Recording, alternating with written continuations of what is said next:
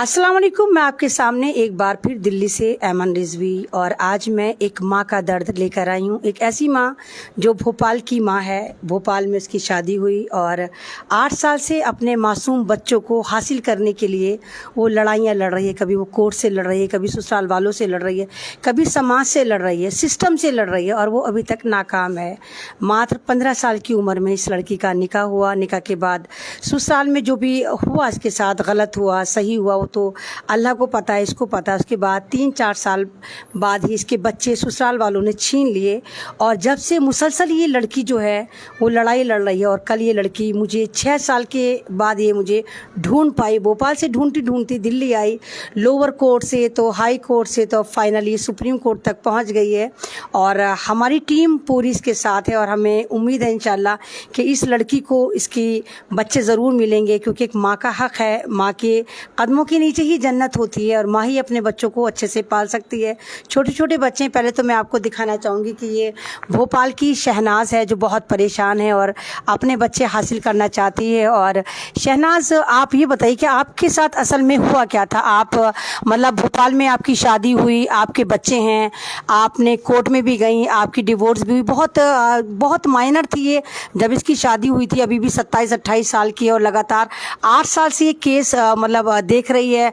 अपने बच्चों को पाने के लिए दर बदर की ठोकरें खा रही है। शहनाज फिर मुझ तक पहुंची, मुझे ढूंढा और कल ये मेरे पास भी आई और अब इन्होंने हाई कोर्ट में भी हमने लगवाया इनका। और इंशाल्लाह हमें उम्मीद है कि आप तमाम लोगों की दुआएं और आप तमाम लोगों का सपोर्ट और एक माँ को वो बच्चे हासिल करने में कामयाब होगी। शहनाज, आप क्या कहना चाहेंगे? आपके बच्चे कैसे गए? बोलिए, आप बताइए। आप बताइए कि आपका जो क्या दर्द है, क्या दर्द है आपका? आपके साथ हुआ क्या? आपके साथ क्या हुआ? मुझे मेरे बच्चे चाहिए। मेरी शादी हुई है और एक मेंटल आदमी से शादी हुई है। और क्या नाम है आपके ससुराल का? आपके ससुर का क्या नाम है? नौशा हफीज साहब नाम है। कहाँ पे रहते हैं वो? भोपाल में रहते हैं, मुरली नगर करोत पे। और आपकी शादी हुई कैसे? अगर वो बंदा पागल था मतलब तो आपकी शादी किसने करवाई? मेरे वालिद साहब राशिद खान ने करवाई। सगे वालिद हैं आपके? नहीं, उन्होंने मुझे पाला पोसा था। और आप अनाथ थी? जी हाँ, मैं अनाथ थी। तो जिन्होंने आपकी शादी कराई वो कहाँ रहते हैं? वो एयरपोर्ट पे रहते हैं, कर्नल कॉलोनी में। तो अभी जिंदा है? हाँ, अभी भी हयात है वो। तो मैंने तो सुना था कि पैदा करने वाले से बड़ा पालनहार होता है जी। तो जब आप इतनी टेंशन में है, दर बदर की ठोकरें खा रही, जो आपके बने हुए सो कॉल्ड फादर है, क्या वो आपकी मदद कर रहे हैं? नहीं, कोई मदद नहीं उनकी तरफ से मेरी। तो क्यों मदद नहीं? जब उन्होंने आपकी शादी कराई थी तो उनको नहीं पता था वो आदमी पागल है? नहीं, सब पता था, सब मैंने बताया भी था उनको, कॉल करके भी बताया था और उनसे हेल्प भी मांगा था। उन्होंने साफ इनकार कर दिया है। और मेरे दोनों बच्चे हुए हैं और बच्चों को हमसे छीन लिया गया। इनफैक्ट उन्होंने तो ये भी कहा है कि शरीयत में जो है बच्चे बाप के होते हैं, माँ का कोई लेना देना नहीं होता है। यही चीज़ मुझे बहुत तकलीफ हुआ है। और आज मेरे 2 बच्चे हैं और मेरे बच्चों को छीन लिया है। उसके हाथ टूट गया है, एक का स्किन इन्फेक्शन हो गया है। मैं बहुत परेशान हूँ। मुझे बच्चे चाहिए और मुझे इंसाफ चाहिए। बच्चे का हाथ कब टूटा? अभी 3 महीना हो रहे हैं उनके हाथ। आप मिलकर आती हैं बच्चों से? मिलकर आती हूँ, लेकिन हाथ टूटा हुआ है। हाँ यार, एक प्लास्टर चढ़ा हुआ था। हाँ, और दूसरे बच्चे को स्किन इन्फेक्शन हुआ है। इन्फेक्शन है। तो आप बच्चों को अपने पास रखना चाहती हैं? मैं अपने पास रखना चाहती हूँ और मैं उनकी परवरिश अच्छा से करना चाहती हूँ। तो आप क्या करती, कैसे करेंगी आप शहनाज? आप तो अकेली हैं, उम्र भी ज्यादा नहीं है, 26-27 साल की आप सारी हैं। आप बच्चों को कैसे पाल लेंगी? मैं पाल लूंगी। मैं माँ हूँ और माँ कैसे भी बच्चों को पाल लेती हैं। तो आप कुछ करती हैं? हाँ जी हाँ, मेरा सेंटर चलता है और उसी से मेरा अच्छा खर्चा चल जाता है। मैं अपने बच्चों को मतलब आप लड़कियों का एक पॉलिटेक्निक चलाती हैं जहाँ पर आप सिलाई कढ़ाई सिखाती हैं। तो अब आप कहाँ रह रही हैं? आप तो भोपाल की थी, अब आप कहाँ रह रही हैं? मैं अभी कोलकाता में रह रही हूँ। तो आप कोलकाता कैसे चलेंगे? आप तो भोपाल में रहती थी। मैं कोलकाता में वहाँ रहने लगी क्योंकि हमारे साथ टॉर्चर होती थी और उनसे बचने के लिए मैं कोलकाता चली गई हूँ और मैं वहीं रहती हूँ। और अब मैं बच्चे भी वहीं लेके जाना चाहती हूँ। ये देखिए, ये शहनाज हैं और भोपाल की शहनाज हैं। इनकी शादी हुई थी किस सन में हुई थी आपकी शादी? 2010 में। 2010 में इनकी शादी हुई थी। जब ये 14-15 साल की थी इनकी शादी हुई। 2016-17 तक इनकी तलाक भी हो गई, क्योंकि जिस आदमी से इनकी शादी शादी हुई थी वो प्रॉपर तो पागल नहीं था। कुछ लोग ऐसे पागल नहीं होते कि अपने मकसद में तो अक्लमंद हो जाते हैं, लेकिन जब मसला बीवी का आता, समाज का आता, तो बावले बन के फिरते हैं। तो वही वाला इसका हस्बैंड बावला था, अपने माँ बाप के लिए, अपने सबके लिए बड़ा चालाक है, लेकिन बीवी के लिए बावला है। जब ये प्रेग्नेंट भी थी तो ना इनको डॉक्टर के दिखाता था, ना इलाज कराता था, किस तरह बच्चे पैदा हुए, मार पीट, ससुर भी इसको मारता था, देवर भी मारता था। और कमाल की बात है ससुर जो है इनका एसी वेसी का काम करते हैं, और ये कि दाढ़ी वाले हाफिज कुरान है। मतलब आप कौन सा दीन लेकर चल रहे हैं नहीं मालूम, वो दीन जो सबसे ज्यादा दांत वात भी इसके तोड़ रखे हैं। मतलब जो दीन, जो इस्लाम औरत को सबसे ज्यादा इज्जत कहता है कि औरत की इज्जत दी जाती है, वो दीन जो कहता है कि माँ के कदमों के नीचे जन्नत होती है, वो दीन जो कहता है कि बेटियां रहमत होती हैं, जिन घर में बेटियां होती हैं वहां पर दूसरी चीज देखने की जरूरत ही नहीं, उसी दीन को मानने वाले कुछ चुनिंदा लोग जो हैं ये दीन को शर्मसार करते हैं। अब ये लड़की देखिए, मतलब ये सुप्रीम कोर्ट तक पहुंच गई है अपने बच्चों के लिए, लोअर कोर्ट तो, हाई कोर्ट तो, सुप्रीम कोर्ट। और हमने इनको फिर, हमारी टीम में एडवोकेट मुश्ताक साहब हैं, सुप्रीम कोर्ट के जाने माने वकील हैं, और ये केस बिल्कुल फ्री ऑफ कॉस्ट ये इस बच्ची का केस देख रहे हैं, और अल्लाह ताला इस बच्चे को कामयाब करे। और उसके साथ आप तमाम लोगों की दुआएं भी चाहिए। मुश्ताक साहब, आपको क्या लगता है कि हम इसको कितना इंसाफ दिला पाएंगे? देखिए, इंसाफ इनको पूरा का पूरा मिलेगा। और सबसे पहले तो मैं अपनी टीम को सलाम करता हूं कि जो ऐसे लोगों को, जो आयमन रिजवी मैडम की टीम है, जो इस तरीके के लोगों को बड़ी हेल्प करती रहती है। और इस बच्ची को मैं सलाम करता हूं जो इतनी छोटी उम्र में और अपने बच्चे के लिए दर दर भटक रही है, भोपाल से लेके दिल्ली तक चली आई है, सुप्रीम कोर्ट में केस डाला है अपने बच्चों को लेने के लिए। और अल्हम्दुलिल्लाह सुप्रीम कोर्ट ने इस पर सुना भी, और सुनने के बाद, फ्राइडे को सुना और सुनने के बाद उसमें नोटिस भी इशू किया है।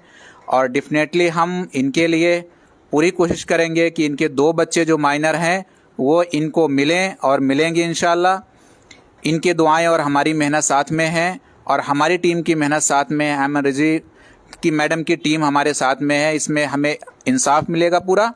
हमें उम्मीद है कि जो इनकी मेहनत है वो कामयाब होगी। जैसा कि ये ट्रायल कोर्ट में इस केस को जीत चुकी हैं। ट्रायल कोर्ट की जो लेडी जज थी, इनके फेवर में ऑर्डर किया था, फिर इनके हस्बैंड हाई कोर्ट गए तो हाई कोर्ट ने उस ऑर्डर को सेट असाइड कर दिया। तो हम उसको लेके सुप्रीम कोर्ट में आए हैं, और सुप्रीम कोर्ट ने आज हमारी बात को सुना, हमारे पक्ष में फैसला दिया है, और आगे भी हमारे फेवर में, हमारे पक्ष में सुप्रीम कोर्ट फैसला देगा। एडवोकेट साहब, एक बात बताइए, जैसे इन्होंने बोला, इनका एक सवाल है, ये कह रही है कि बच्चे बाप को मिलते हैं, तो क्या हिंदुस्तान के संविधान में बच्चे बाप को मिलते हैं? क्या यहाँ पे शरीयत कानून लागू होता है? बच्चे बाप को नहीं मिलते हैं, बच्चे माँ को मिलते हैं, और उस माँ को मिलते हैं जो कैपेबल है, जो सक्षम है अपने बच्चों को पालने में। और ये माशाल्लाह से एक इंस्टीट्यूट चला रही हैं जहाँ पे ये इनकी अच्छी अर्निंग है और अच्छी इनकम है, और अपने बच्चों की अच्छी तालीम दे सकती हैं, अपने बच्चों की अच्छी परवरिश कर सकती हैं। इनके पास कैपेबिलिटी है और कैपेसिटी है। तो ये कैपेबिलिटी, कैपेसिटी, और जो इनका शौहर है वो इनकैपेबल है, इस वजह से कि वो मेंटल है, वो बच्चों को परवरिश नहीं कर सकता है। जैसा कि बता रही हैं कि बच्चों का हाथ टूटा हुआ है, तो बच्चे के कहीं हाथ तोड़ देगा, कहीं बच्चों का इन्फेक्शन होगा, और उनको कोई एजुकेशन, प्रॉपर एजुकेशन नहीं मिल सकती है। और ये माँ जो पढ़ी लिखी भी है और एक इंस्टीट्यूट चला रही है सिलाई कढ़ाई का, जहाँ पे इसकी अच्छी अर्निंग हो रही है, तो नो डाउट ये, जब इसने अपने शौहर से तलाक लिया, कोई मेंटेनेंस नहीं लिया, तो ये माँ इतनी कैपेबल है कि अपने बच्चों को पाल भी सकती है। तो आप, मतलब आप इसकी कहाँ तक इसकी मदद करें? हमें लगता है कि हम इस वाले केस में जीत तक जा सकते हैं, एक माँ को उसके बच्चे दिलवा सकते हैं, ऐसा कोई प्रावधान है? डेफिनेटली ऐसा प्रावधान है। एक माँ को उसके बच्चे मिलते हैं, ये फैमिली लॉ के अंदर लिखा हुआ है, और जो हमारा पर्सनल लॉ है उसके अंदर भी ये चीज़ मेंशन है। माँ को प्रायोरिटी दी जाती है ऑन द ग्राउंड। माँ को प्रायोरिटी दी जाती है कि माँ अगर कैपेबल होती है तो माँ को बच्चे दिए जाते हैं। बहुत सारे ऑर्डर हैं जो सुप्रीम कोर्ट ने कर रखे हैं, और सुप्रीम कोर्ट फाइनल कोर्ट है, इसके बाद कोई चैलेंज नहीं हो सकता है। यहाँ पे हम इस केस को फाइनलिटी दिलाएंगे। जैसा कि मैंने पहले बताया कि हम एक स्टेप जीत चुके हैं, दूसरा स्टेप हमारे पास है, हम उसको भी फाइनलाइज कराएंगे और इनके बच्चे इनको दिलाएंगे। जैसा कि ट्रायल कोर्ट ने ऑर्डर कर रखा है, उसी ऑर्डर को हम सुप्रीम कोर्ट में भी कराएंगे। तो एडवोकेट मुश्ताक साहब, एक बात बताइए, जैसे लोअर कोर्ट में बहुत टाइम लगता है, तो हाई कोर्ट में भी लगता है, तो सुप्रीम कोर्ट में कब तक, मतलब हमें उम्मीद है कि हम इंसाफ मिल सकता है, एक माँ को उसके बच्चे मिल सकते हैं? 12 दिसंबर इनकी डेट लगी है। नेक्स्ट 12 दिसंबर फाइनल डेट होगी, या हो सकता है अगर उनकी तरफ से कोई एप्लीकेशन, कोई काउंटर फाइल हो तो उसमें अगर वो डेट लेते हैं तो एक डेट और देगा। मैं समझता हूँ 2024 तक, लास्ट दिसंबर तक इनको हम ऑर्डर करा देंगे, इनके फेवर में ऑर्डर होगा। चलिए शुक्रिया बहुत बहुत। ये हमारे साथ एडवोकेट मुश्ताक साहब थे, माशाल्लाह सीनियर वकील हैं सुप्रीम कोर्ट के, और हमारी टीम सेव इंसानियत से जुड़े हुए हैं। और ऐसे अगर कोई केस आते हैं जहां पर कोई ऐसा बंदा या बंदी हो जो कैपेबल ना हो सुप्रीम कोर्ट तक जाने के लिए, तो वहां पर हमारी टीम बहुत माइनर जो थोड़ा बहुत डॉक्यूमेंट्स का खर्चा आता है वो लेने के बाद पूरा जो केस है वो फ्री में लड़ा जाता है। बहुत सारे केस हमारे हाई कोर्ट में भी लड़े जा रहे हैं। जैसे आपने देखा होगा कि दिल्ली में एक बाड़ा हिंदूराव हॉस्पिटल में एक बच्ची के साथ, मुस्कान के साथ बहुत गलत करा था, ऑपरेशन के बहाने उसको मार दिया था और सारा गार्बेज उसके पेट में भर दिया था। तो वो भी हमारा केस हाई कोर्ट में बिल्कुल फ्री ऑफ कॉस्ट चल रहा है। वो आपको याद होगा मौजपुर की तरफ का एक केस था, वो 1 साल से चल रहा है। एक केस ये भी, और बहुत सारे ऐसे केस होते हैं जिनको हम लड़ते हैं और हमारी टीम पूरी कोशिश करती है कि मदद करे। और ये जो लड़की है शहनाज, जो भोपाल से हमें ढूंढती भी आई है, बहुत मुश्किल से आई। एक माँ, देखिए ना कि एक माँ अपनी जान बचाने के लिए भोपाल छोड़कर बंगाल में है, बंगाल में रहकर अपने बच्चों के लिए फाइट कर रही है, अपने बच्चे चाहती है। जाहिर सी बात है, माँ के जिस्म का हिस्सा होते हैं उसके बच्चे, और उसके बच्चों को अगर छीन लिया जाए और फिर पता नहीं शरीयत का एक पकड़ा दिया जाए कि नहीं जी शरीयत में बच्चे बाप को मिलते हैं। तो हिंदुस्तान में तो माफ करिए, शरीयत कॉलेज लागू नहीं होता, शरीयत नहीं होता यहाँ पे। अगर आप संविधानिक तरीके से अदालतों में लड़ाइयाँ लड़ रहे हैं तो शरीयत कहाँ से आ गई? यहाँ तो जब तक बच्चा माइनर है, चाहे वो 14 साल से या 18 साल तक, तब तक वो माँ के पास रहते हैं। और एक ऐसी माँ जो अपने बच्चों की कफालत अभी भी करती है, जब भी मिलने जाती है बच्चों के लिए सामान लेकर जाती है, उनकी जरूरत का सामान लेकर जाती है। और अभी 1-1.5 महीने पहले बच्चों से मिलकर आई है तो कह रही है कि एक बच्चे का हाथ टूटा हुआ है, जो 12 साल का बच्चा, उसका हाथ बिल्कुल टेढ़ा है, मतलब पता नहीं उसका जुड़ा है या प्लास्टर चढ़वाया था, बिल्कुल टेढ़ा है। और एक छोटे बच्चे का हाथ टूटा हुआ है, सॉरी। और बड़े बेटे को कह रही कि स्किन की प्रॉब्लम है, उसका भी कोई इलाज नहीं। और जब बच्चों को मिलवाया जाता है तो वो जो इसका जो सुसर है, बहुत खतरनाक सुसर है, वो अपने साथ बिठाकर मिलाता है और आंखों में बच्चों को इशारे करता रहता है। बच्चे जो है वो दहशत में रहते हैं। मुझे समझ में नहीं आता कि जब हम इस्लाम का नाम लेते हैं, जब हम मुसलमान का नाम लेते हैं, तो फिर अल्लाह भी जुड़ता है। अल्लाह कहता है कि अल्लाह के माँ की बद्दुआ से डरो, अल्लाह के अजाब से डरो, किसी को किसी से जुदा मत करो। कैसे लोग, इनको अल्लाह से डर नहीं लगता, इनको अल्लाह के इंसाफ से, अल्लाह के अजाब से डर नहीं लगता कि एक माँ से उसके बच्चे छीन लिए और ज़बरदस्ती तलाक करवाई। जब मोदी जी ने 3 तलाकों का एक निकाला था कि 3 तलाक आसानी से नहीं दे सकते, तो ये बच्ची छोटी थी और इससे ज़बरदस्ती पता नहीं कौन से सेंटर में ले जाके इसे तलाक करवा ली। और ये वो लड़की है कि जिसका भोपाल में जो इज्तिमा होता है वहाँ पर इसका निकाह हुआ था। ये बार बार ये कह रही है कि करोड़ों लोगों की दुआओं के साथ मेरा निकाह हुआ था एमएनपी, फिर मेरा निकाह नाकाम कैसे हुआ, मेरे साथ गद्दारी कैसे हुई, जिस बाप ने मुझे बेटी बनाया उसने मेरे साथ धोखा कैसे करा, जिसने मुझे